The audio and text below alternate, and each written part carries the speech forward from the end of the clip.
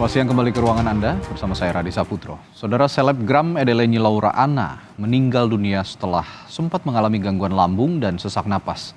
Sebelumnya nama Laura ramai diperbincangkan warganet karena mengalami cedera saraf tulang belakang akibat kecelakaan mobil yang dialaminya.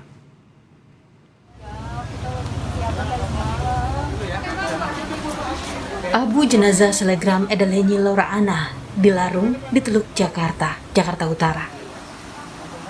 Rombongan keluarga dan kerabat Laura Anna berkumpul di dermaga Marina 15 Ancol dan memasuki kapal. Setelah sampai di Teluk Jakarta, abu jenazah Laura Anna dilarung keluarga.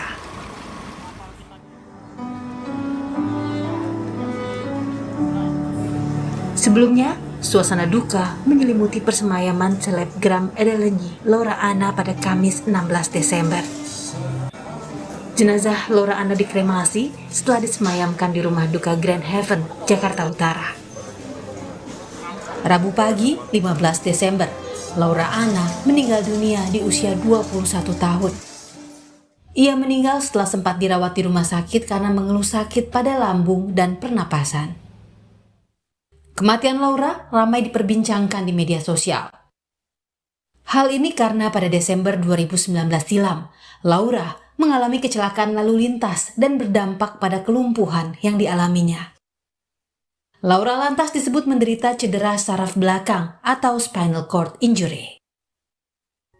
Dalam program Sapa Indonesia Pagi, dokter spesialis bedah syaraf Diko Rianto membenarkan cedera saraf belakang dapat menyebabkan kematian.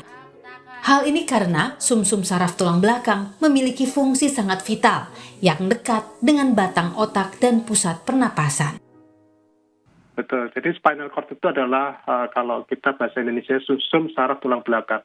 Itu adalah bundel saraf yang besar ya, yang bersambung dari otak besar, otak kecil, batang otak, terus berlanjut di kanal sentral yaitu di lorong saraf di tulang belakang. Nah, sehingga fungsinya sangat vital, terutama di servikal ataupun di ruas leher bagian atas. Di sana dekat dengan batang otak, dekat dengan pusat pernafasan. Ya, sehingga kalau terjadi injury di sana, maka fungsi-fungsi yang sangat vital itu bisa terganggu.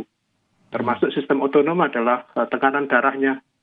Pada fase akut, spinal shock injury, itu tensinya turun, nadinya juga ikut rendah, sehingga itu mengganggu aliran darah ke seluruh sistem organ, dan ini yang bisa berakibat fatal.